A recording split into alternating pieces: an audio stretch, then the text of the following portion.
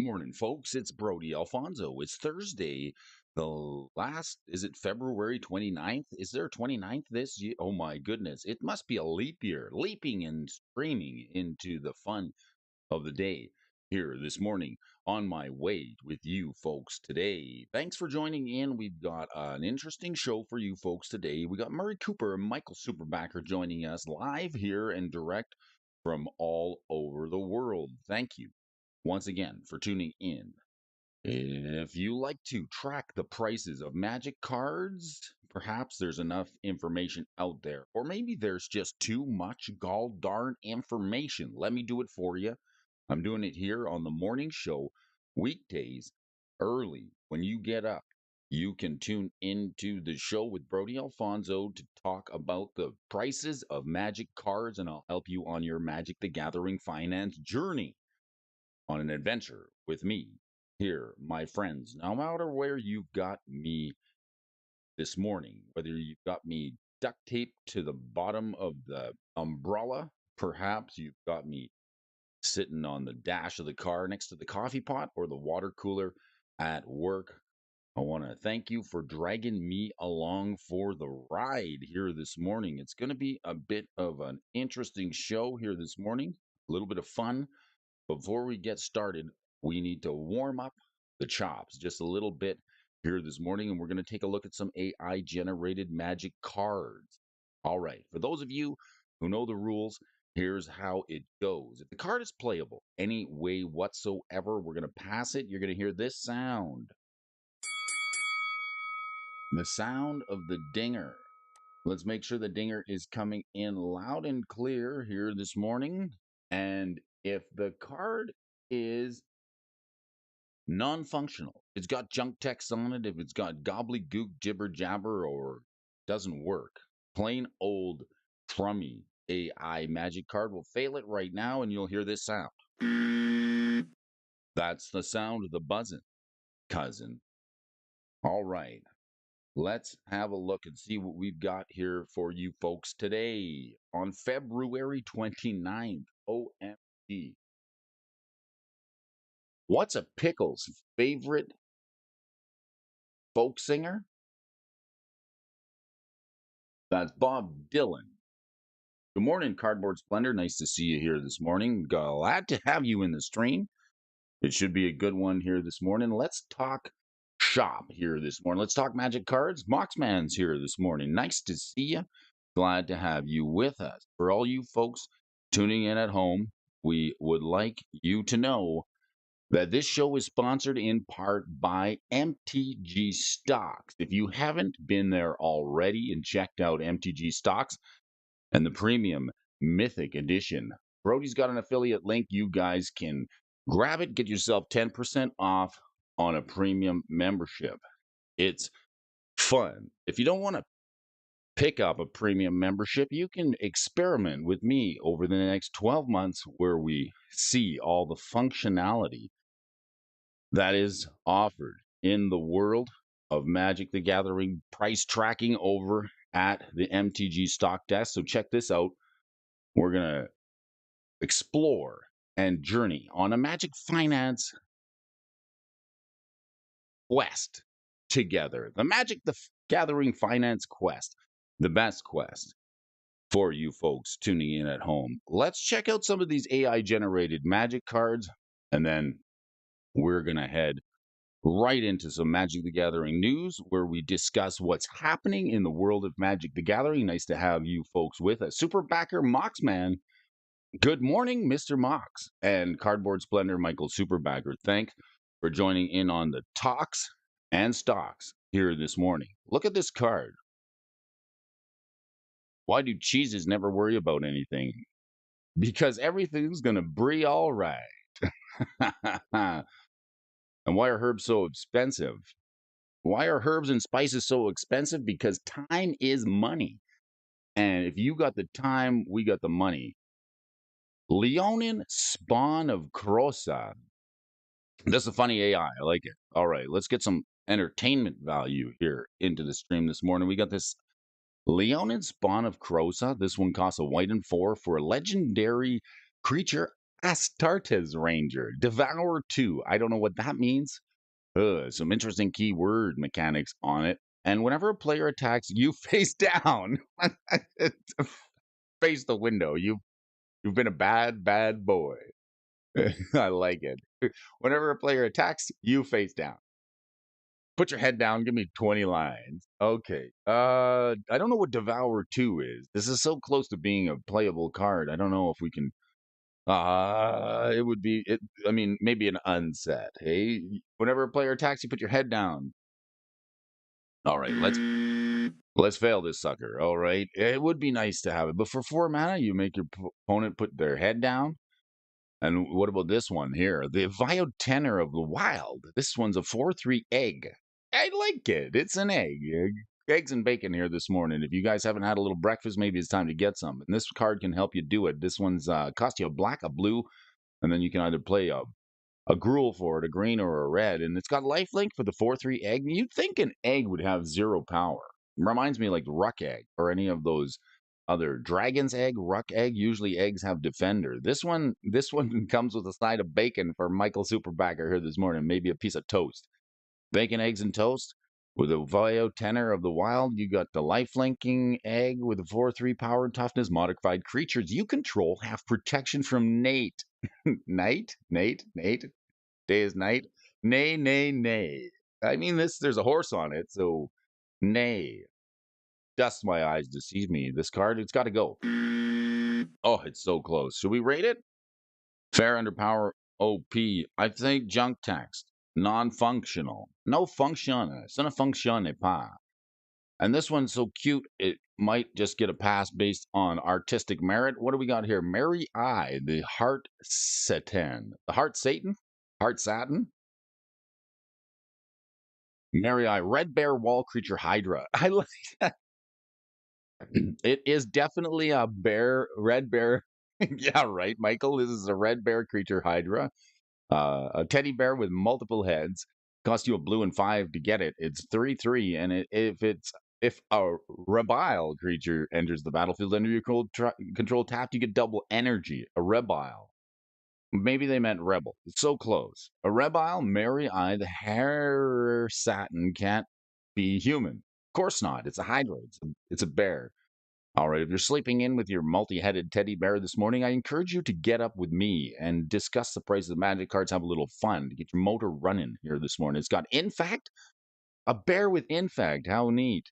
And at the beginning of your upkeep, you may copy the exiled card. Which card? You may cast Mary I, the Hair Satan, for a single card. That last one was a Humpty Dumpty. It was a Dumpty of a magic card this morning. It was Tommy. Okay, there's no exile card. This one's cute. It's funny. It makes me laugh. I like it based on principle. We could have done so much better, but I like the multi-headed Red Bear Hydra. Unfortunately, yeah, we got to fail it. Can't stick around here very long.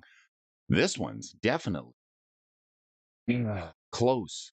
Close. We came so close with the AI. Fair, underpowered, OP, non-funk. It's got that funk. It's got that non-funk. It doesn't funk the way we like to here on the stream in the mornings. When we're having a little bit of fun with each other, enjoying each other's company, getting our motors running, getting ready to go to work and move the economy. What's this? Hayu Kuban, the alley? I think we saw this yesterday. Cost you a blue for 5 loyalty planeswalker. Aspend. 1 mana for a 5 loyal. Seems pretty powerful. 1 mana planeswalkers don't really usually get you that much stuff, but this one does. Whenever a creature you control with a 1/1 counter on it dies, return it to the battlefield under your control. You may spend mana as though it were any color to cast that spell, and you can tap this for a mana. I think we're striking out here hard this morning. Striking out. Deadly. Okay, what about Rosawada Stone?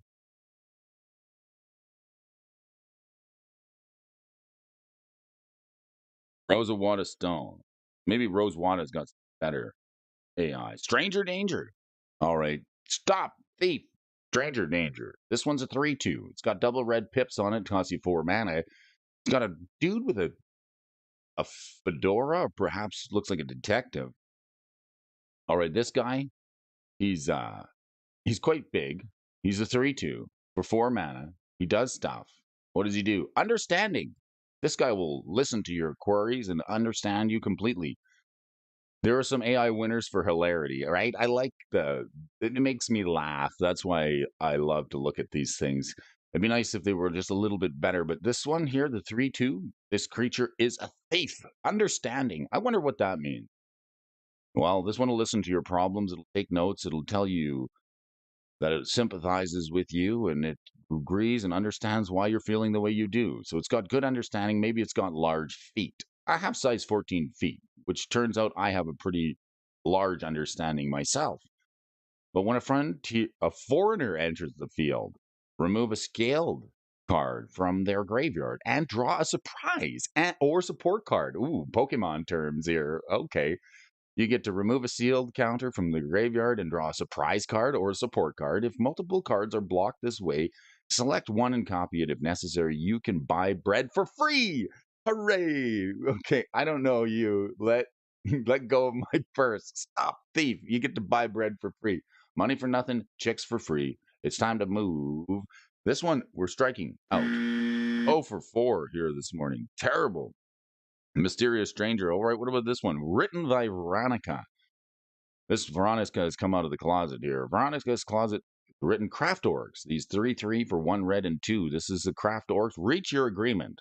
That's right. We want to parlay here at the table. Can we all get a consensus on which player needs to go? You can discard this card if your opponent attacks Veronica's. If so, take a picture. Take a picture. Each time you delete one or more spam cards, you increase your spam score. Tap, discard the old one.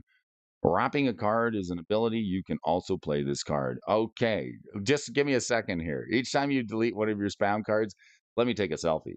Nowadays, reach your agreement is probably a new mechanic we don't even know about. Yes, they're coming at us so hot and fast. Hey, Mox, I was so excited about the Outlaw of Thunder Junction set.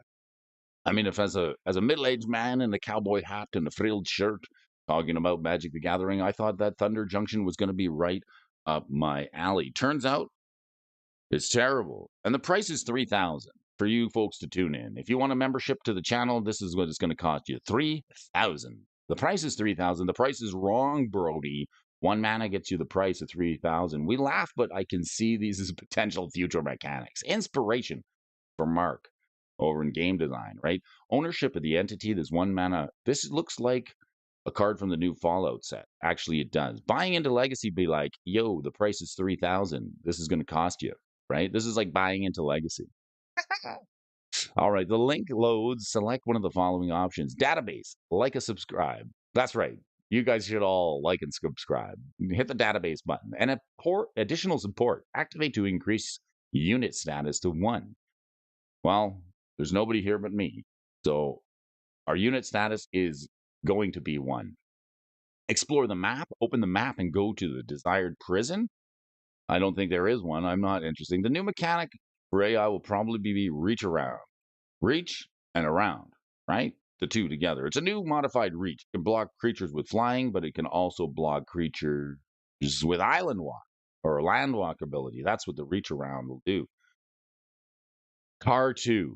Holy, these are brutal. Having a rough go. Today's Thursday here on the stream. And Pip Boy 3000. I think this is the actual card. This one costs you 1 whenever a creature attacks. Choose 1, sort inventory, draw a card, then discard a card. And then pick a perk, put a +1/+1 counter on that creature, and check the map and up to 2 lands. Equip 2. This is a real card. Slipping it in here for the stream here, you folks.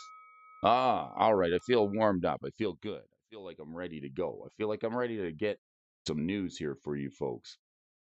Why did the pepper shaker go to jail? For assault with a deadly weapon. Where's my coffee? Pepper shaker, go to prison. For assault with a deadly weapon? Perhaps. And why did the tortilla handle situation by itself? Because it was not your problem. That's right. Well, good morning, folks. Fine fans, amazing and beautiful people who love the game of Magic the Gathering as much as we do. Do you like tracking the prices of Magic cards? Is there enough information out there? Or is there just too much gall darn information? Let me do it for you. I'm doing it here on the morning show each and every day. And today is Thursday, February 29. 29. It's so strange to say that. February 29. I think this is like no meat February. For the 29th and 30th and the 31st of February, we're going to go meatless for the last couple of days of February. The 30th and the 31st of February, we're going to go meatless. So join me as we increase our vegetable intake for the month. All right, let's check over to the stock desk and see what we've got for you folks here today. News article. A news article here from the stock desk. The MTG premium stocks are what we like to see. A history of future of Cascade in modern. What's the future bring? Well, Brody's got his crystal ball here, and we're talking with this article here. We're discussing this article written by Corey Williams. Corey's a PhD, so his writing style is from another level. Let's talk about the history of Cascade and originating in the Alara block. Cascade is a keyword mechanic that triggers upon casting a spell that has Cascade ability. Upon casting the spell, you reveal cards from the top of your library until you reveal a card that costs strictly less in mana value than the card you cast. Once you arrive at a valid cascadeable card, you may cast that card for free and in order your cascade hit resolves, followed by the card with the cascade mechanic itself. While I can only speculate on the R&D decisions that went into the designing of this mechanic, I would venture to guess that Wizards intended Cascade to be a pure 2-for-1 ability that gave players additional random value for casting a spell with Cascade. In the earliest days of Modern, that's largely how the mechanic was utilized. In fact, many years ago, Bloodbraid Elf was the only card with Cascade that saw a widespread play. Yes, I remember the Elf. I do, especially in Modern, in the Jund deck, and specifically in old school Jund builds. Why? For 4 mana, you got a 3/2 creature with haste that could rip an extra card from your deck, which in a Jund deck could be anything. From Thoughtseize to Liliana to the Veil, and back in the heyday of Bloodbraid Elf and Jund, there wasn't a card that you weren't satisfied with to get to play for free. It's like the stream. If you're not satisfied, you get your money back, right? All right. In fact, coupled with Deathrite Shaman, one could play Bloodblade Elf as consistently on turn 3, which really pushed Jund into a territory of unfair and unbalanced play. I don't know. I like playing Jund. Didn't like playing against it. In this meta, at least imbalanced by yesterday's standards, what made Bloodbraid Elf interesting was that you wouldn't actively build your deck around it. Rather, you were happy to simply play it and get an extra value provided it was along with a hasty creature. You know, Stone Rain was another card that people put in the Jund decks because you get free land destruction. Bloodbraid Elf into Stone Rain was quite powerful to blow up your opponent's lands. A 2-for-1 that puts you behind on board. Cascade breaks my brain. Somewhere along the way, players realized that you could build your deck around one specific card synergy and use the cascade mechanic to access that card immediately. I think that was none other than Travis Wu with the Living End deck. I think that deck is one that Travis made famous. So casting the card with no mana ability free off Cascade to reanimate it and restore balance with the border post effects.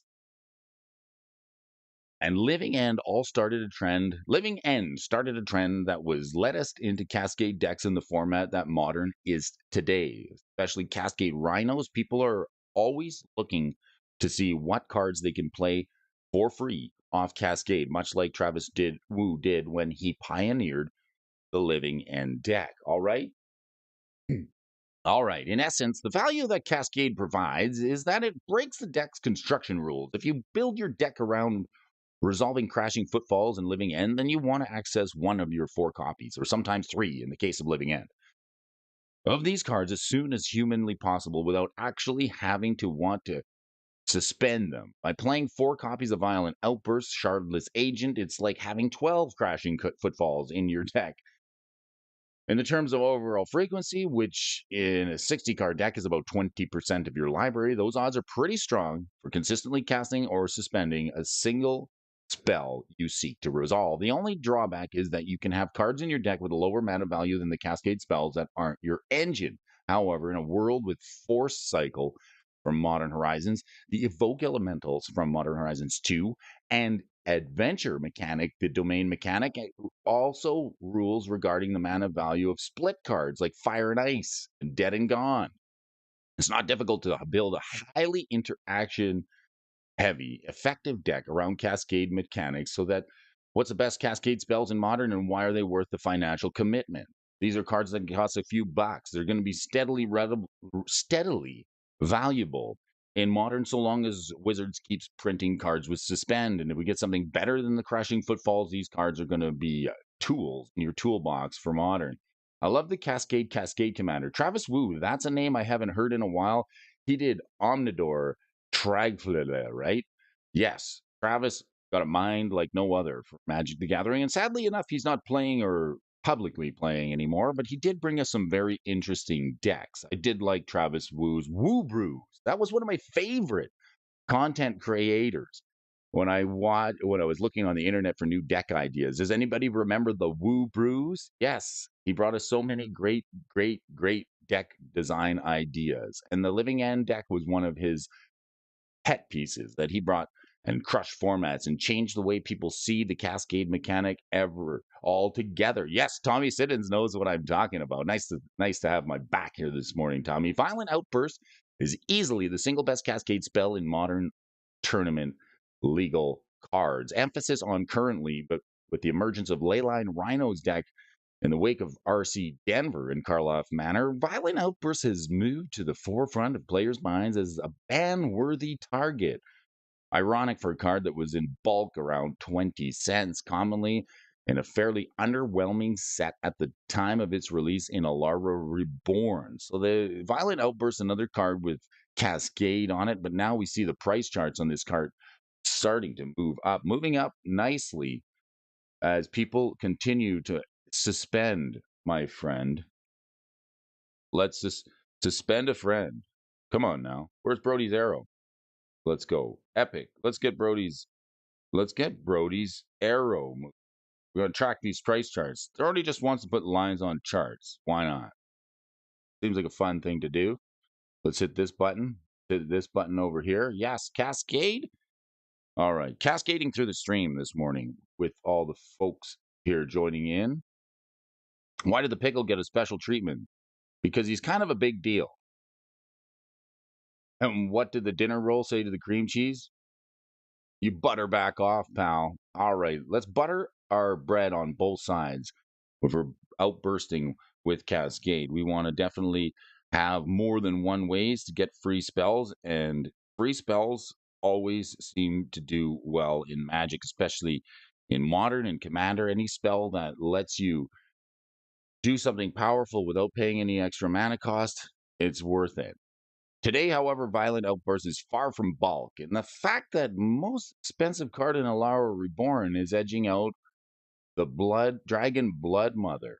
Holy mother, look at this dragon. It's a Gruul dragon. For 1, 2, 3, 4, 6 mana for a 4/4, and at the beginning of each end step, you put a 1/1 red-green dragon creature token into play with flying and devour 2. There's a mechanic you don't hear very often. Ferritus Rockbreak, that's where we do it. All right. Time Sieve is another good card that sees play today, and I can't personally recollect another instance where a common in a modern legal set is also the most expensive card in the set. That really goes to show how in demand this single card is, directly resulting from its use in modern.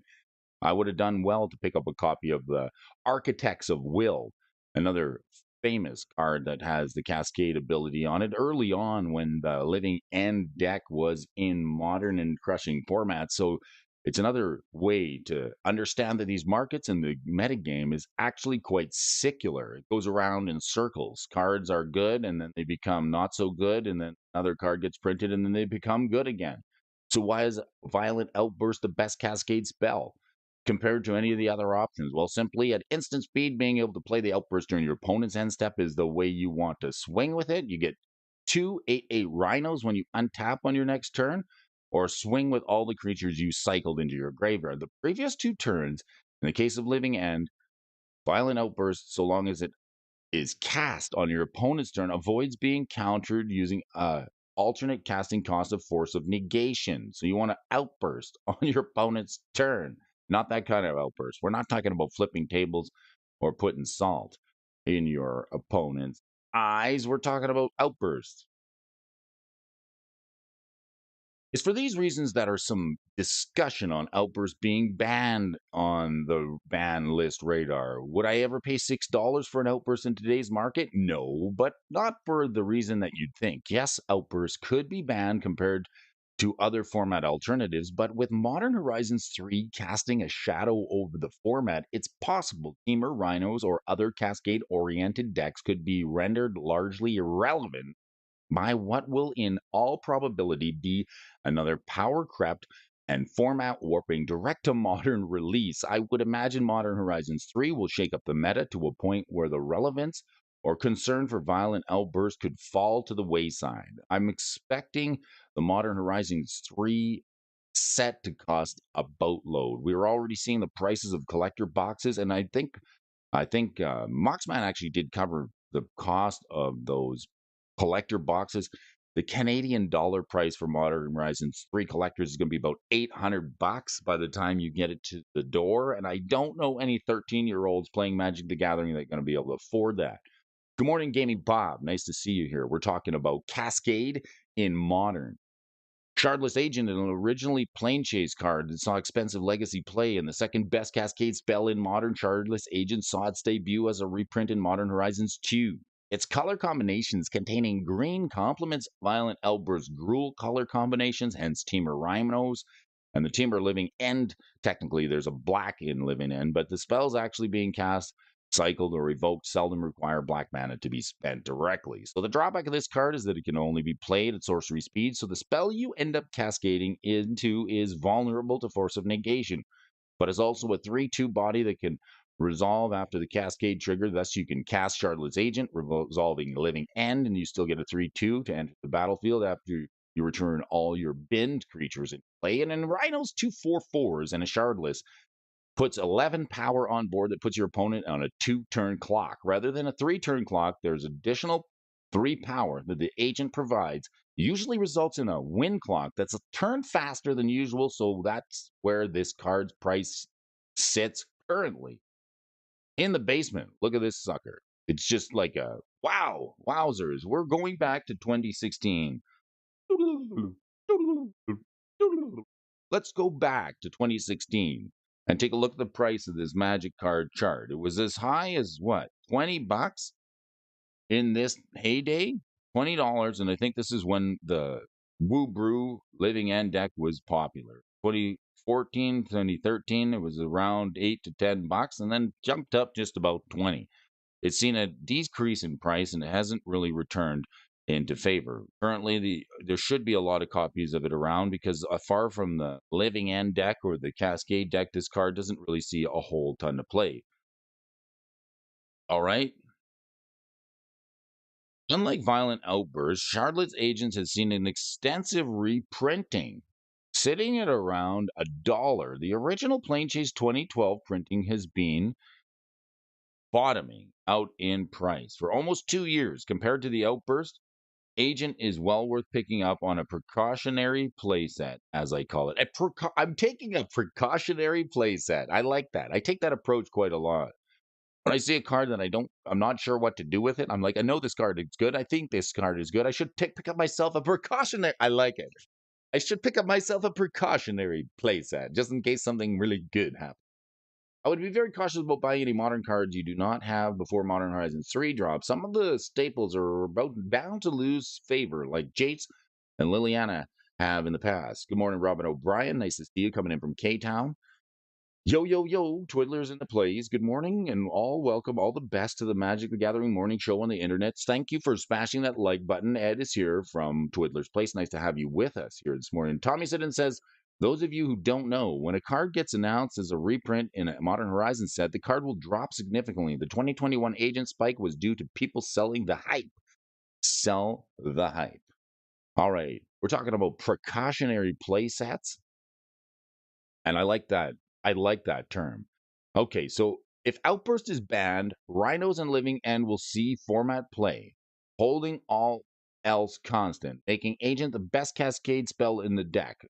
Low to no risk, potentially high reward. An added benefit that the agent provides is that even if it's a dead card in your hand, it can be pitched to evoke both the endurance and the subtlety, the two elementals that are played in the deck.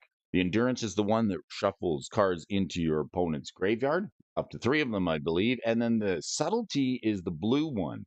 These bolts have flash, and when subtlety enters the battlefield, you may choose up to one target creature or spell or planeswalker. The owner puts it on the top or bottom of their library. So this is a bit of a removal. So you could pitch it to either one of these elementals. And while Outburst can only be pitched to an evoke, uh, Endurance in the wake of Furies being banned, Shardless Agent could also be used to pay Force of Negation's alternate casting costs. Any card with blue on it fits the mustard, making this versatile in the deck, more appealing than Violent Outbursts under certain situations. Ardent Plea, here's another card. Ardent Plea combines Cascade and Exalted into one Azorius colored enchantment, all in one. You can get it here if you buy the Ardent Plea. I really like Ardent Plea, and although I may be biased having played Restore Balance decks back in the day, Ardent Plea was really valuable for making your Greater Gargadon swing for 10 instead of 9 damage. Thanks to that exalted trigger, Ardent Plea has the utility of being pitchable to both Subtlety and Solitude and Force of Negation, which mitigates its potential of being dead in hand more so than either the Shardless one or the Outburst, given that Solitude sees more mainboard play than Endurance by a fair margin. Financially speaking, there's a lot of value nested in the Ardent Plea, most definitely. And again, the next time the next in line replacement for both Outbursts should it be banned in the format. For both Living End and Rhinos, while it's mildly inconvenient to incorporate white into the deck to make Ardent Plea playable, please play, it's playable. It's not so much a drawback as an incentive to players to stop playing these archetypes altogether, but like Rakdos Scam when it lost Fury, neither Living End nor Team of Rhinos become bottom tier decks in the meta. If Violent Outburst is gone, it does make them a little weaker and potentially makes Golgari Yawgmoth become the best deck in the format, but like Rakdos Scam lingers around even if Fury is gone. So two can Living End and Team of Rhinos without Violent Outbursts, and cards like Ardent Plea make the potential really possible, right? Now Plea is $3 and is trending downward, and I'll give you another few weeks to see if it bottoms out. If I can see this hitting bottom around $2, give or take 50 cents at that time, is worth picking up a playset. So even $3 for our Violent Outburst insurance policy isn't so bad either. It's definitely well worth the speculatory investment, at least for now. For the first time in 2+ years of streaming and selling, I think Modern Horizons 3 will be the first set I'll be passing on. I just can't see people buying packs and boxes for what I'd have to mark them up to. It's true. It's a lot of mucho dinero. It's a lot of money. It's a lot of bucks. It's a lot of money for that Modern Horizons 3. All right, what else we got to cover here with Cascade? More Cascade cards. We're talking Cascade this morning. We're talking about the modern format team or Rhinos and possible bannings coming up. Does anyone happen to know when the next set of bannings is to be announced, or do they do annual bannings still, or is just bannings on demand? I think the ban rotation has changed a couple of times. I'm going to have a little sip of coffee and enjoy my morning with you. It's Thursday. It's good. It's the 29th of February, the one day. Imagine being born today. You only get a birthday party once every 4 years. All right. The final viable Cascade card in Modern, Demonic Dread. Pros of this card. For Living End, this card is easier to slot into the shell than Ardent Plea and can be pitched to evoke grief. The cons. It's sorcery speed and it requires a valid target to legally cast. The first con can be overcome, as is the case with both Ardent Plea and Shardless Agent. The second con is a massive limitation. Ideally, you want to be able to cast it on turn 3 if your Rhinos to get your Rhinos in to put a maximum pressure on your opponent as early as possible, or in the case of Living End, Cascade, when your graveyard has roughly 20 damage or combined power of creatures you cycled. Being hindered by having to choose a target for Demonic Dread is pretty substantial drawbacks. So, is there faith in Demonic Dread? No, no faith. Corey's got no faith in this card, and neither should you. All right. This card's price reflects the sentiment that it's not worth consideration into the format. It's around a quarter, so I suppose it's cheap enough to pick it up in a playset at little to no risk, but the return will likely never be there. You could play penny stocks for this card, but I personally wouldn't waste the time. So what's the future of Cascade? According to Corey Williams, it's clear that with Modern Horizons 1 and 2, that Wizards has interest in experimenting with Cascade beyond its humble origin. Cards like Bloodbraid Marauder further illustrate their desire to make non-evergreen mechanics interact and work under certain conditions. In the case of Bloodbraid Marauder, this means taking a 2-mana Cascade spell on satisfying delirium conditions, which is easier to do when you can play 0-mana cards like Mishra's Bauble. Mishra's Bauble is spiking in price, by the way. It was another card that was worth just about 25 cents, and I think there's an Ice Age version of it that went on the buy list, and now Card Kingdom's paying $1 for it. So thanks to MTG stocks, on the penny stocks, we saw that one turn across the radar. So let's take a look at Bloodbraid Marauder, a card that I'm not too familiar with, but let's take a quick look-ski. Look-ski, looks good, cooks good. Don't say a thing. Bloodbraid Marauder, 1 red and 1 for a 3/1. Can't block. And it's got Delirium. This spell has Cascade as long as there are 4 or more card types with among cards in your graveyard. So this one doesn't cascade naturally. You've got to get it there. You got to work to do it. Bob's going to wait until MTG singles for Modern Horizon 3 or until the sealed prices tanked. Actually, that's a very good angle to play because I mean, now I've picked up a couple of these bundles. See, the bundles have arrived. Here are the bundles. These are the bundles. These are the Lord of the Ring bundles. I picked up 3 of them. So I got a couple copies of the One Ring. I think I'm going to leave one sealed. So I did finally get my copy of the One Ring, and I played it for the very first time last night. I reserved I resolved a turn 2 One Ring. Land, Mana Crypt, go, turn 2 One Ring. Quite powerful. Very good. Feels good. Feels good to be the One Ring caster. I like it. I could get into it. All right. I drug my feet long enough. And then this Mishra's Bauble, another free spell. Okay, no, it's what's the one that's from Ice Age? Is it Mishra's Bauble? Urza's Bauble. Yes, Urza's Bauble. That's the one that's on the penny stocks. We're going to see that a little bit today here when we get there. You only draft is worth sealed product for me. Do you think the prices will tank? If not, a lot gets open. Seems like the price is so high. Yes, Robert, the price is super high. If you look behind me in the background, I think I picked up, actually, it was the Moxman who gave me the tip on the Spire sale that was happening on Kaldheim boxes. And I'm glad I picked them up. They were about $90 a box on Overstock. And then I've also picked up some boxes of Streets of New Capenna on Overstock when that product get pushed out of favor for something new. And I was picking up those for about $85 a box. Glad I did because they have triomes in them. So let's see how the Modern Horizons 3 set performs. And if you want to buy boxes of Crimson Vow right now, it's going to be quite easily to do it because those things have been sitting on the shelf, so if you can get them on Overstock, well, let's play that one out and see where it goes. All right. So we're talking about Cascade and the future of it. I highly doubt we've seen the last of Cascade, but I also highly doubt that we'll see better Cascade enablers in the format than what's already currently on the table. With any luck, however, we'll see more alternatives to Living End and Crashing Footfalls to add some diversity and viable Cascade strategy into the modern format. Decks like Glimpse Casino are encouraging examples of using the Cascade mechanic to closer to what it is intended as fun value for RNG. I'd love to see more cards like Glimpse of Tomorrow in Modern Horizons 3, but we're going to have to wait a couple of months to see what the future brings. Speculate safety and pick yourself up a precautionary playset. So this one's shuffle out permanents you own into your library, then reveal that many cards, all permanents. So you shuffle your lands in, okay, and then reveal that many cards from the top of your library.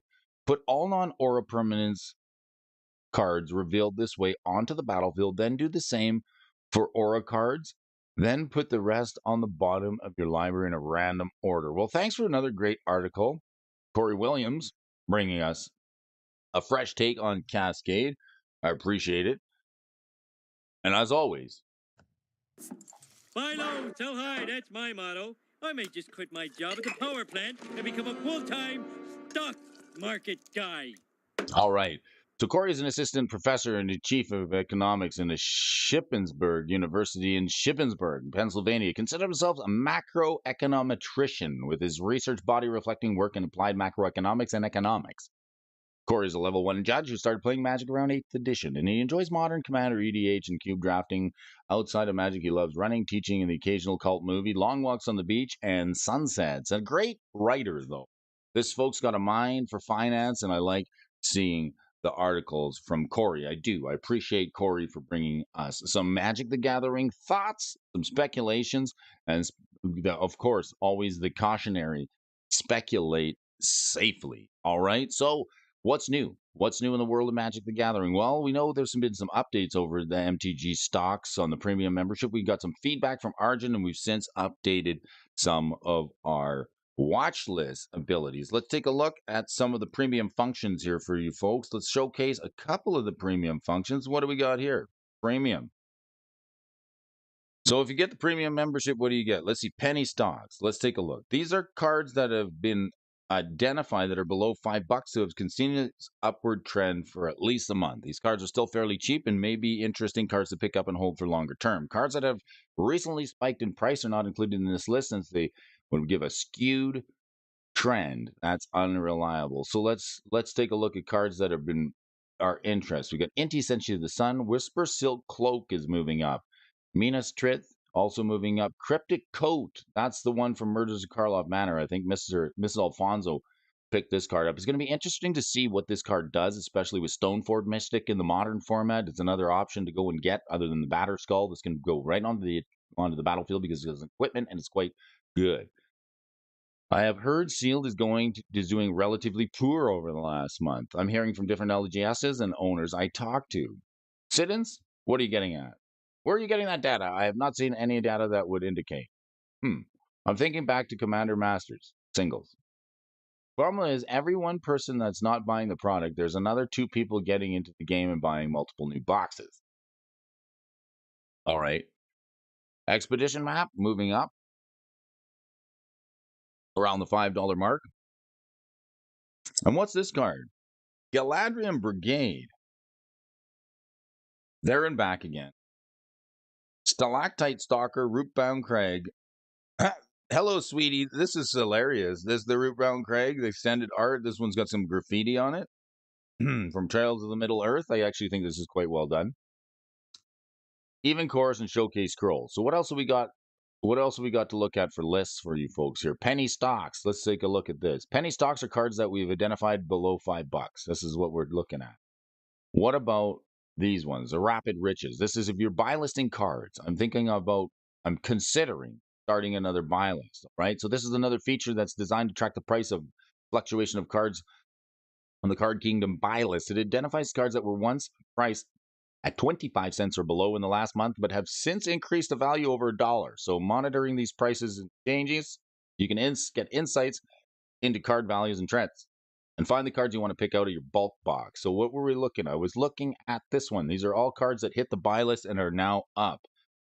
So was 25 cents, is now $1. We got Regal Caracol, that's the cat that makes the lifelink tokens. We got Elminster Simulacrum, Smoldering Egg, Magical Hack, Adaptive Automaton, Wall of Water, Dragon Well, Neheb the Eternal, Okita, Gang Shinobi, Hellkite Charger, and Forest. These are all cards that were under $1. And there's the Mishra's Bauble. This is the one I thought. Mishra's Bauble? Where's the from Cold Snap? You know, this card fell from grace so hard, it's really sad to see it. Yes, it is the Mishra's Bauble. I wasn't mistaken because I saw the $1 price tag. I thought it had to be the Urza's Bauble, but I'm mistaken. Here's a card that's done so much in Magic the Gathering. This card was as high as $40 one time. It's quite sad to see this. I love playing this, especially the 0-mana cantrip artifact that turns on Metalcraft. It's quite good. It lets you look at a card off the top of any player's deck, and then you can draw a card on the beginning of next turn's upkeep. So it's basically a cycle card, a free spell. It also gives you a Metalcraft buff.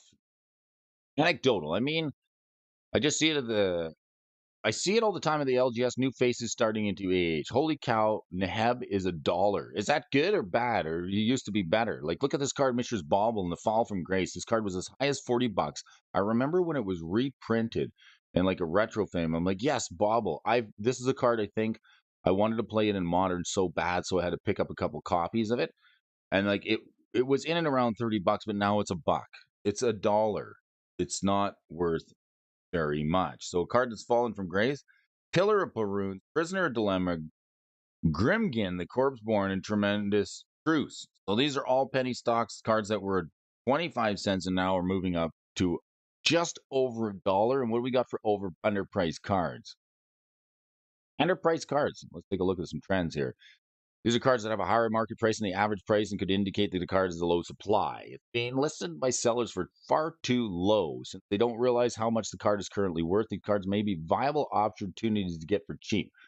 So we got Price of Progress, Secret Layers. It's interesting to see the market price is $31 and the average price is $10. So there's some cheaper listings on these. So you might be able to snipe these on some of the independent listings out there. Price of Progress, average listings $10. The market says 31. Simulacrum and the beta card, $16 is the average market, but the market price is 49. It's compared to what they're selling at the vendor shop. Fungasaur from Unlimited, Anawan the Ring Thief, Rock Egg. That's an interesting card, $12. Sorry, not related but to the stream, but discussion. But I was wondering, has there anyone here encountered a card that has a black border when it's supposed to have a white border? Good question. Anawan the Rain Thief, Rock Egg, Eternal Witness, Green Ward, Wrath of God, Fire Breathing. These are all cards that the market price is less than what they're selling at the retail store, so it might be a chance to get a pretty tasty treat. And then what else we got? Card Kingdom Interests. Otherworldly Glaze, Memory to Folly, Dominaria, River Kelpie. All up 50%. These are some interests. All right, what do we got here? Let's take a look at our watch list.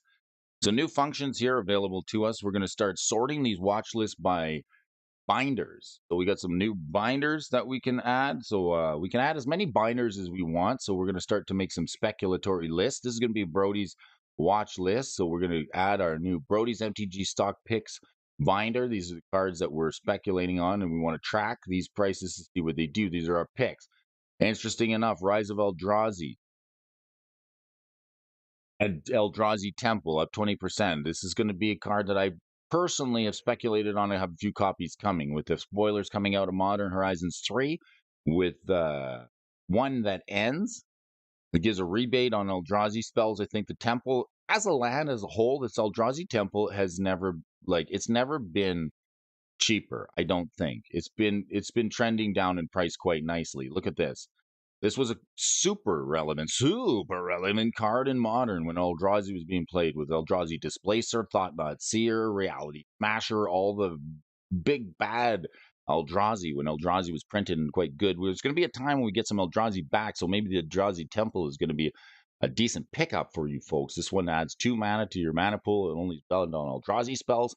It adds a colorless, and it casts that new it that ends. I think it's called The One That Ends or It That Never Ends.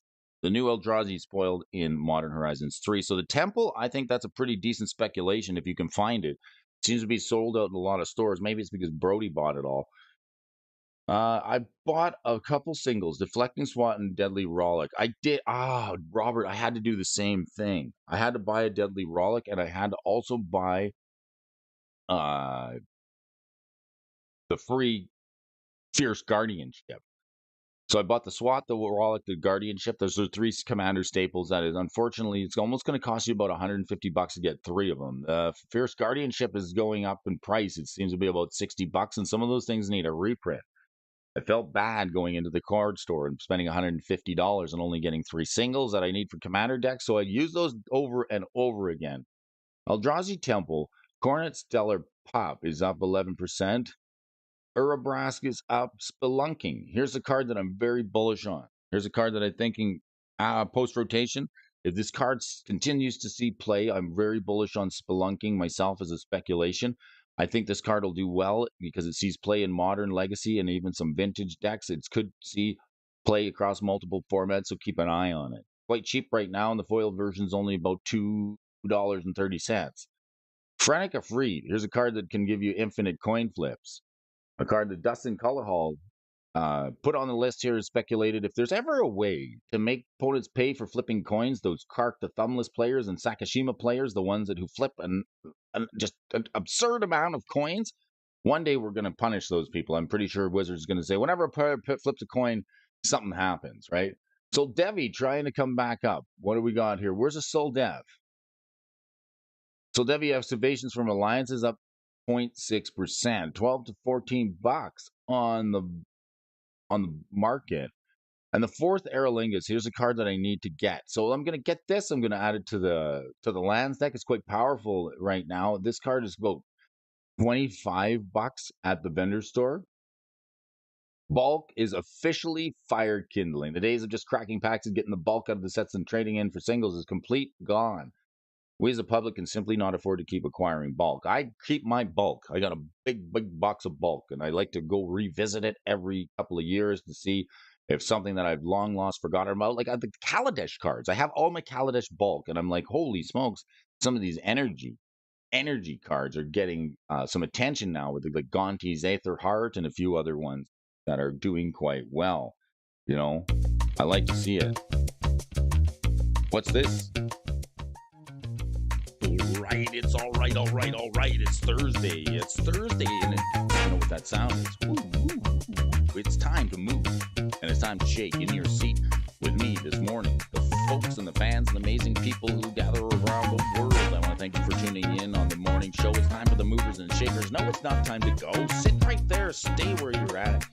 Grab your coat and your cowboy hat. Brody Alphonso's got some more magic, the gathering, fun, and news. We're talking Legacy, my favorite day of the week. I used to play so much Legacy, but now it's sort of fallen out of favor. Doesn't mean I'm not fond of it. Perhaps Legacy will take a comeback. We're going to be moving and shaking, tapping our toes, tapping our feet here this morning in the stream. Corey Fox on his face. Brody, it's too loud. Turn it down. All right. It's time for a little bit of fun here. We're talking movers, we're talking shakers, we're tapping our toes, we're sitting in our seats. Maybe get up and get some breakfast, get some fuel in the oven here this morning. It's Legacy. It's February 29th. Well, how many times are we going to talk about Legacy on the 29th of February? Perhaps not very often. Worry and scary. How do people say goodbye in Italy? Hasta la vista, baby.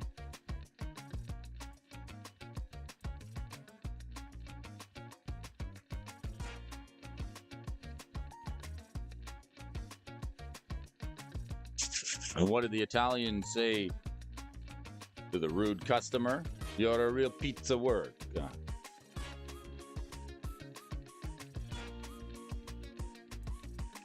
Let's grab us a coffee and check out these movers, these shakers.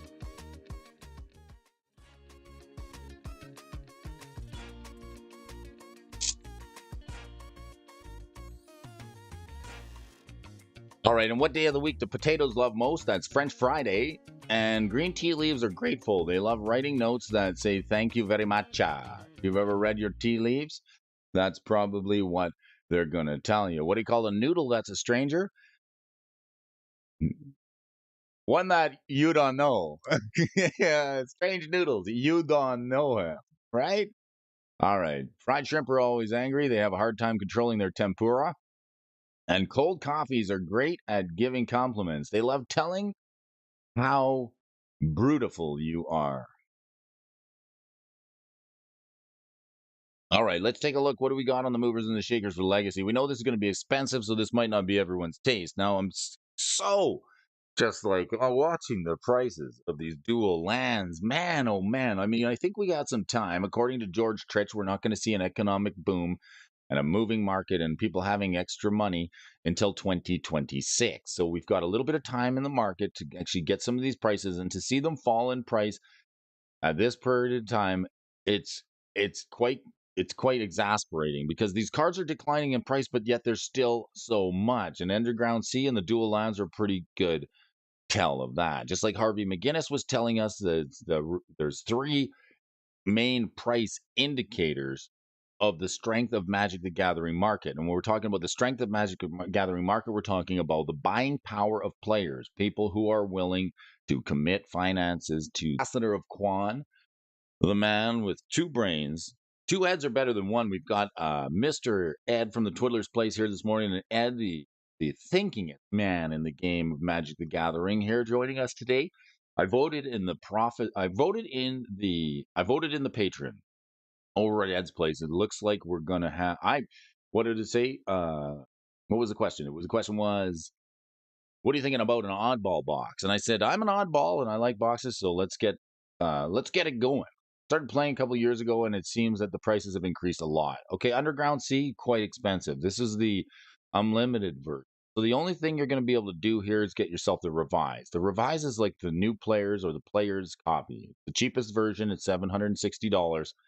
This card is expensive no matter what you think. But look at the chart on it. It's been quite relaxed. There hasn't been a lot of volatility with the dual lands. We haven't seen a big price spike up in these since Strixhaven.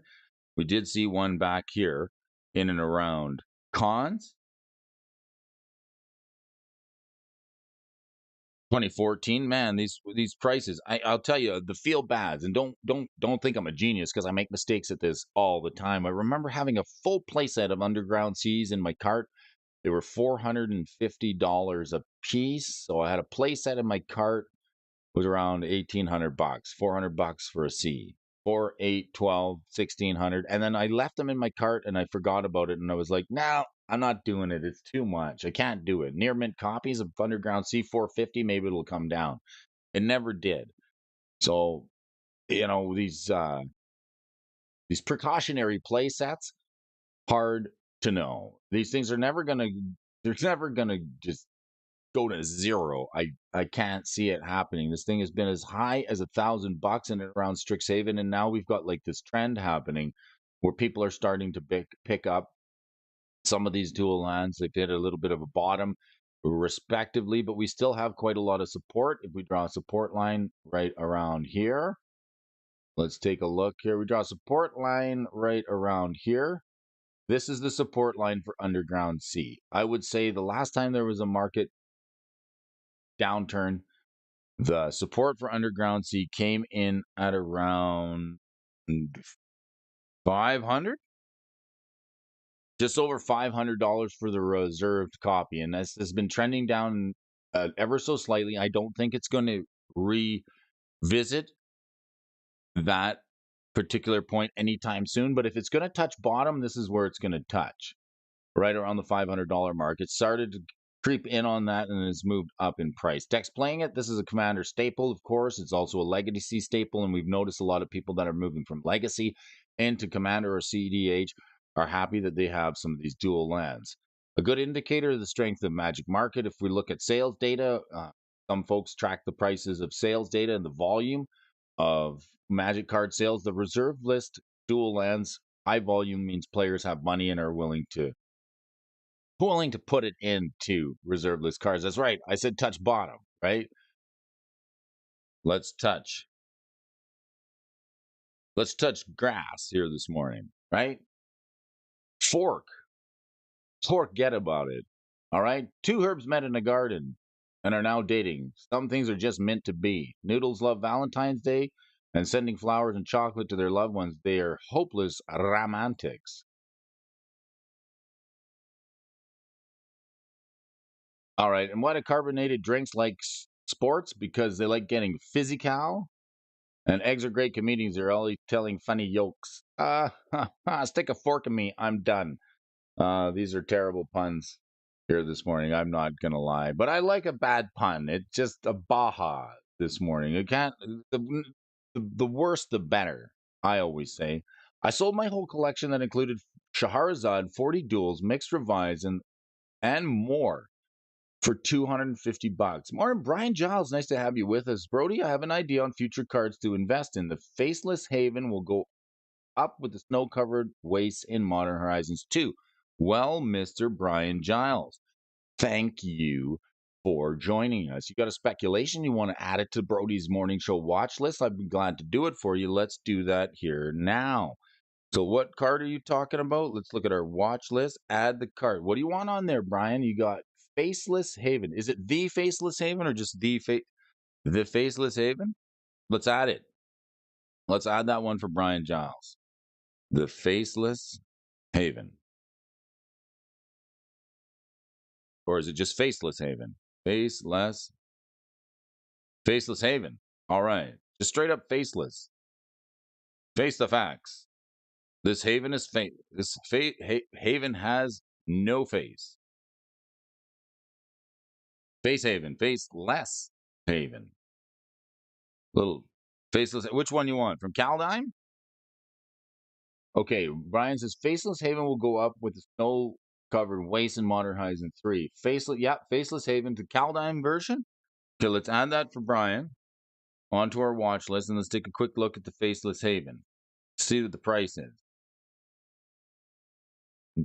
Okay, we got the last Snowland. Faceless Haven becomes a 4/3. So you got to pay 3 snow, becomes a 4/3 creature with vigilance, and all creature types until end of turn. It's still a land. Can be paid. Do you think this creature land is going to be good? 50 cents. Okay. We'll add it to the list. Wow, this thing took a dump. It was obviously people thinking there was a lot of strength with the Haven. Nevertheless, we'll add it to the list for you, Brian. Thanks for giving us your pick here this morning. I'd like to have it. Eldrazi Snow Deck. All right, the Eldrazi Snow Deck. Vigilance in all creature types. Right. Okay, I see where you're going with this, Brian. I see where you're going with this. Faceless Haven got banned. Where are we banned? Let's see. Legal, not legal in Pauper. Legal in Commander. Not legal in Standard. Alchemy. So it got banned in Standard? Yikes. That's why it got crushed on the price charts, isn't it, Bob? All right, nice speculation. I like the way you think there, Mr. Brian Giles, giving us something to add to the list. This fork card. All right, if there's any cards, this is the unlimited version. And again, if we go back to the revised, that's where you're going to find the cheapest one. Some of these are reserve list staples in a sense. Now these are the last of the reserve list coming in from revised around $40. So the cards that people like to talk about from the revised set is this one, the fork, the copy artifact, the Wheel of Fortune, and the dual lands. Those are all cards that are still heavy on the reserve list. And fork was a card that I remember when I was a little kid, about 15 to 16 years of age. I was heading into a store. It was Ken's Automotive and Cards and Collectibles. Yes, that's right. They had a collectible Magic the Gathering showcase inside an automotive shop off to the side. Ken liked playing Magic cards or selling them anyway. He was a Magic enthusiast. This is a card that was $20 bill back in the 90s.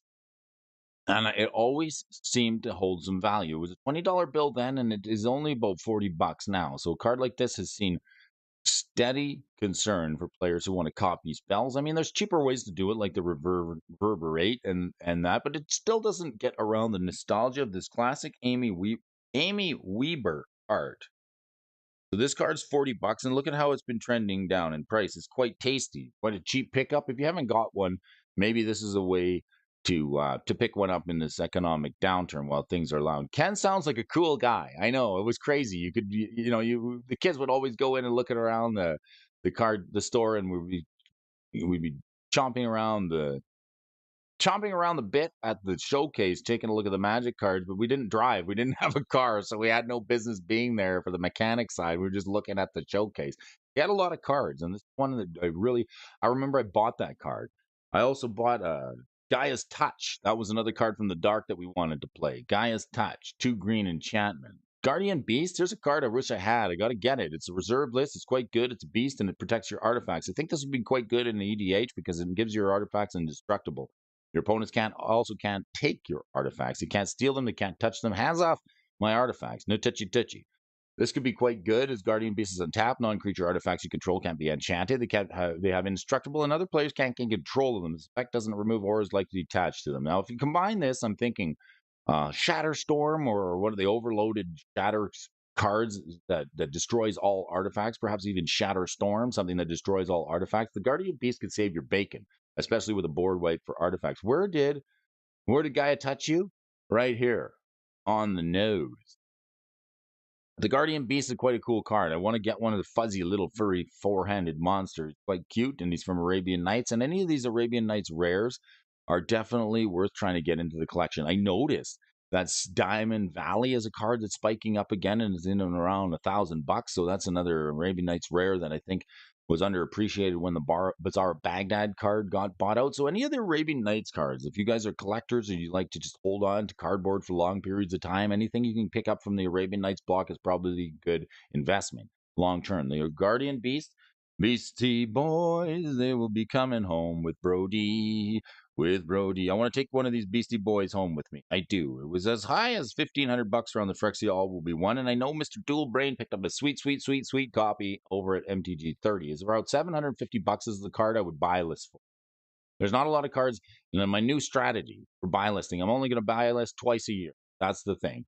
And I'm going to be slow about it. And if I'm going to buy list, I always want to trade up. I want to take like the bottom half of my chaff in my collection and maybe find some pennies, some penny stocks. Now that we have this new premium membership, I can find the stuff that's worth $1. And then I want to trade that stuff into something a little bit mid to high end on the reserve list, because I know that even if a card that I buy list goes up in price, I'm not going to feel so bad because I actually traded up into something long term. This is the card that I have had my eye on for a long time. I don't have it, want it, need it, gotta get it. Holy smokes, the Arabian Nights Guardian Beast. Such cool art on it. I love it. Who's the artist on that? It is Ken Myers Jr. Jr. All right, what else we got? Eureka. I've had an idea. I couldn't get my seatbelt fastened in my new truck. I couldn't figure it out, but then it clicked. You just push it into the receiver, right? Eureka. Here's a card. This is a card that I also bought. I remember seeing this in the showcase at Ken's Automotive and Collectibles. This is an interesting card. I love the art on it. And Phil Folio is, Kaya Folio is our artist. Quite good. I like the comicality of it. It's quite funny. I always wanted Eureka. I have an Italian. It's got a different it's got a different feel to it. It's a Eureka, right? How do you stop people from stealing bagels? You put locks on it. All right, folio art is the goat of art, in my opinion. Yes, I love the folio art. What do you call friends you like to eat with? Taste buds. All right, all my buds out there. I like the Melissa Benson art. I do too. Shivan Dragon and a few others is a pretty cool time to be. What a time to be alive when Magic the Gathering art was art.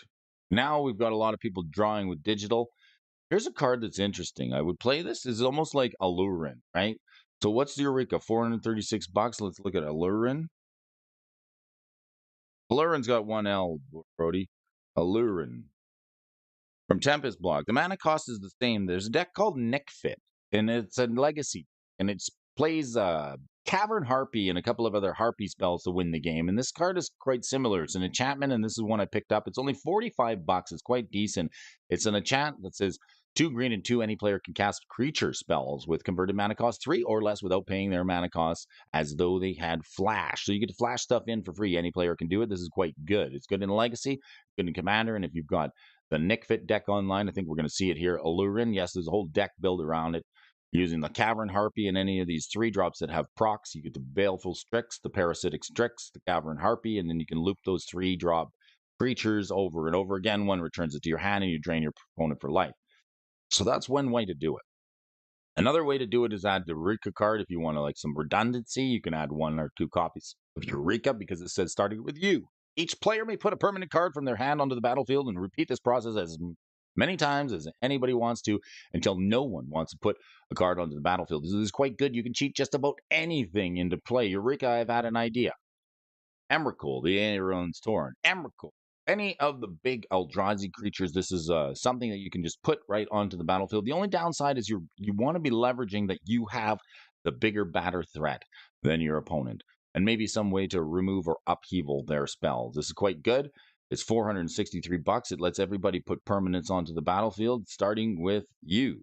So you just say, let's put some permanents onto the battlefield. And the thing is, when your opponent stops, you say, I want to keep going. You don't have to stop. When the music stops, you get to keep playing. If people leave you with a bad taste in your mouth, try cooking them more. Ah, thank you for that, Mill Master. And, folks leaving me with a bad taste in my mouth, try cooking them more. Gwendolyn DeCorci. All right, here's a girl who holds a knife. Target player discards one card at his or her hand at random. This power may only be used during your turn. It's quite good. The Grixis card, a 3/5. This is a legend that in a discard deck it could be quite good. I don't know how good it's going to be in a multiplayer deck because it only gets one card, but maybe in 1v1 Commander this could be okay. Eureka is decent in Commander raids if cast by player 1. This clown tastes funny. One cannibal sent to the other. All right. Thank you. Keep the puns coming. I love it. It's kept me going here this morning. Keeps me happy. Chrome Mox also on the legacy list. So these are all legacy staples. I wonder who's playing Gwendolyn. And here's another card. Like this card was speculated on. I think my little brother Rudy over at Alpha Investments, a little known channel that some of you may have heard about. He all got started early when I gave him a pack of magic cards. This card's been trending down. This card is about $800 in and around Strixhaven right here. It was never been higher than $800, and it's been trending down in price. I think it's because of the controversial art on it that people have been kind of picking up this card. It's one of those cards that people thought, well, maybe it's going to get a banning simply because the art is too promiscuous. All right, promiscuous girl in the stream. Okay, we got Gwendolyn Corsi, and then Chromox, the 0 mana artifact. Chromox quite good. You know what? You know what? Mrs. Alfonso gone done. She did a good one. She picked up the Festival in a Box, which had these Secret Lair 30th anniversary foils, and the Chromox. There was a Secret Lair 30th anniversary, and who was it that picked up 50 of them or a whole bunch of them? Was that the Hot Dice? Somebody in the chat picked up like a whole bunch of these Secret Lair Anniversary Edition confetti fetty foil. Yes, Rudy pushed Gwendolyn about the time that it spiked. Yes, that's specifically why I mention it, Bob. Yes, indeed, I do agree and recall that. This would have been a good secret layer to get, considering all the mocks in it and the artifacts. The Chrome Mox itself is $162 and continues to be playable today. The cheapest mocks, this one's crazy, $120. I think it's going to be Commander and competitive EDH that is pushing this. It's never been higher. Holy smokes, look at the price on this Chrome Mox. I remember picking it up for about $40. I did good to pick up Legacy and get into Legacy. Now, this is a funny thing. People are like, Legacy is dead, Brody. But the thing is I like Legacy as a format. I always liked it because I came from a day of Type 1, Type 1.5, and Type 2. So Legacy appealed to me because it was more like Type 1.5, which I sort of played in. I didn't play Type 1 back in the day because I couldn't afford some of the expensive cards. But if you like Legacy and you got into Legacy because you want to dual lands, and you probably did okay because some of the Commander CEDH cards are now starting to follow the same trend pattern as a lot of the legacy cards, and we're seeing some repeatable play patterns that are done in Commander, especially in CEDH, that are including a lot of legacy cards. Free spells, any of the force cards, the snuff out, the free mana spells, and all the free rocks always do nicely. I got 4 of the Chrome Secret Layers for $90 each. Yes, it was you, Millmaster. Yes, you did good. There is a Mox Opal that is so too. It's so. I like the Opal. You know, I thought for the longest time Opal was legal in Modern, but now it's not. It should be. But I mean, I guess they took the "You take my Mox away from me." Yeah, baby. Here's a card that's been quite popular. Now, Transmute Artifact is getting a lot of attention because of the One Ring. This is something that you sacrifice an artifact, and if you do, you search your library for an artifact that's converted mana cost is equal to the sacrifice artifact's power or casting cost rather, and you put it on the battlefield at X is X or greater. You pay the difference. So you got to pay the difference. My LGS to Secret Layer Standard Showdown in top 4 gets a free Secret Layer. I like it. Nicely done. Now, did you know you can beseech the mirror? Beseech the Mirror is a decent card. How much is that? 391 bucks for the transmute. Beseech the Mirror is actually quite good. You can bargain for it. If you want to get the one ring off of transmute artifact, Beseech the Mirror will also let you do it. You got to be playing black and you got to have lots of black pips. You can bargain, search your library for bargain means you got to sack an artifact or an enchantment, so you can sack a rock or the mox or one of the land or one of the manas that you mana rocks that you tap to do this. Search your library card for a card, exile it face down, then shuffle. If spell with bargain, you may cast the exile card without paying its mana cost. If that spell's mana is 4 or less, put the exile card in your hand if it wasn't cast this way. So if you're transmuting, if you need to transmute to go get the one ring, you got to pay the difference. If you bargain for it, you can get it onto the battlefield for the sacrifice, low cost of 4 mana, as well as sacrificing an artifact. So another way to get the one ring onto the battlefield. Lanu, you know what's funny, Tommy Siddons? Tommy, you're gonna love this. I got my bundles thanks to MTG Gaming Bob and his pick for Brody. I was saying I need to get the one ring, and then it was Bob who was like, Brody, wake up, buy the bundle. The one ring is worth as much as the bundle. Get the bundle. You do well. So I got some bundles. Then I finally got the one ring. And then there's a CEDH tournament coming up on Saturday, so I rebuilt the Grixis deck.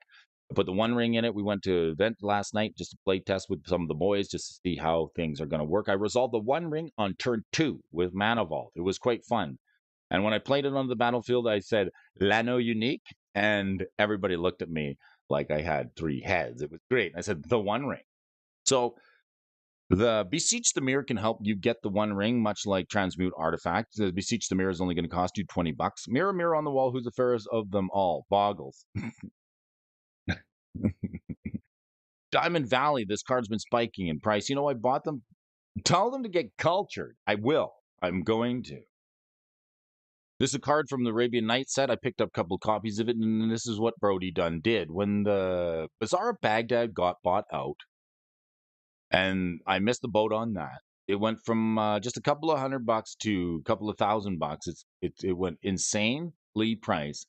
I started looking at other Arabian Nights lands in the rare and uncommon slot to see if I could get a decent deal on them. I picked up the Diamond Valley, the Island of Whack Whack, the Tabernacle. What is it? Not the Tabernacle, the Library of Alexandria, and any other Arabian Nights lands that I could pick up because it's just a pretty strong indicator that long term, if the Bazaar of Baghdad can get bought out and go sky high, then there's a number of other Arabian Nights cards, especially in the land cycle, that can get bought out and also go sky high. So I picked up one copy of this card. I think I've done quite well. I want to see what the Bazaar is at. The Bazaar of Baghdad. The Bazaar of Bagadoosh. The Bazaar, 25 hundo for the Bazaar. What's the price chart look like on this? This thing is so stable. Like, it's just, there's not that many on the market. You know, I was looking at buying this when it was about 400 bucks. Coulda, shoulda, woulda. Then all the copies disappeared from face-to-face games beneath our noses. So the Bazaar, holding at 2,500 bucks. I bought Diamond Valley instead because I missed the boat on it. Hellfire. This is a card from Legends. Quite cool art on it too. All non-back creatures are destroyed. Hellfire does X+3 damage to you, where X is the number of creatures placed in the graveyard. A wipe. Tell them to get cultured. Why couldn't the bacteria find a good mate? It wasn't cultured. Of course not. And the Phyrexian Dreadnought? Oh, I'm so happy to see this card actually make it in the movers and shakers list here today. The Dreadnought, here's a card from Mirage Block. I'm actually got a couple of copies of this because I wanted to play Stifle Knot and Obeka, the Brute Chronologist. And you know what is another interesting speculation that I talked about earlier? Is Obeka, she is like a commander, and she was like so cheap, 50 cents. Like, she's only $1 now. Like, Obeka, nobody cares, right? Nobody cares about specking on Obeka, right? But then they got this new secret layer that came out. It was the one that makes it look like magazine covers. What is it called? It's the hard-hitting thrillers. Look at the price on the hard-hitting thrillers. $10. Hard-boiled thrillers. Where's the foil version, Brody? I sort of disagree that this is a $10 card. I think that this card is actually going to go up in price. When do we get the hard-boiled thrillers? Only time will tell. But this card, I think the hard-boiled thrillers, yes. I saw the hard-boiled thrillers appear on another list for 100 and change. So I'm thinking it might just be a little bit of time before people want this copy. I think I'd like to get it. Phyrexian Dreadnought goes good with the new face down mechanism. It does? I always like Obeka. I really do. I'm a fan of Obeka, especially in Commander. The ability to stop the game right in the middle of an opponent's turn. If somebody's got the bad touch, establish a safe word, and it's like, hey, you say that word, we're going to stop the turn if you want to. You know, you got to use your noodle. You got to be smart, smarter than the average bear, right? Why is spaghetti the smartest noodle out there? Because it's always smartest food because it's always using its noodle. And why did the ice cream cone become a reporter? Well, because he wanted to get the scoop, of course. Getting the scoop here this morning, you could be like ice cream and scoop, or you could get the scoop here this morning on the morning show. Phyrexian Dreadnought is $100. It's on the reserve list. It is, and I picked this up for about 40 because I want to play it with Stifle. So this would be good. Who's saying that? Tommy Siddons. She looked like she ingested too much silver, right? I like a Becca. Mill Master. You like the Dreadnought? You think this is going to go higher? Excusez-moi. Pardonnez-moi ce matin. C'est bon de vous avoir avec moi. Ce matin. It's going to be good. So the Dreadnought is an interesting card. We like it. Oh, what's that?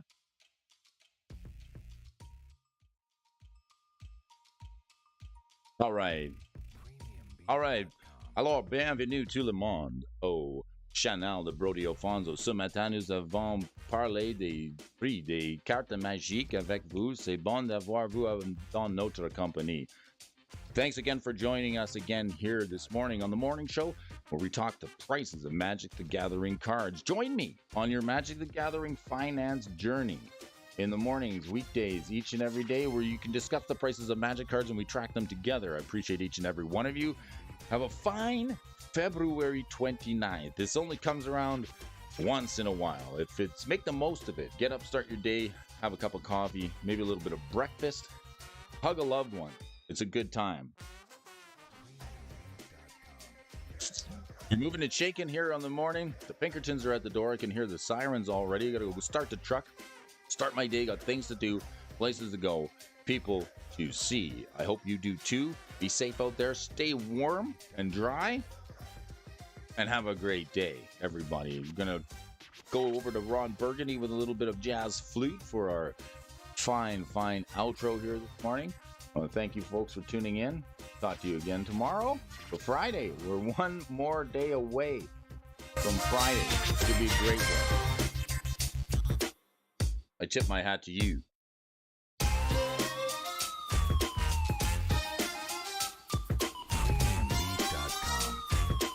And by listening and listening.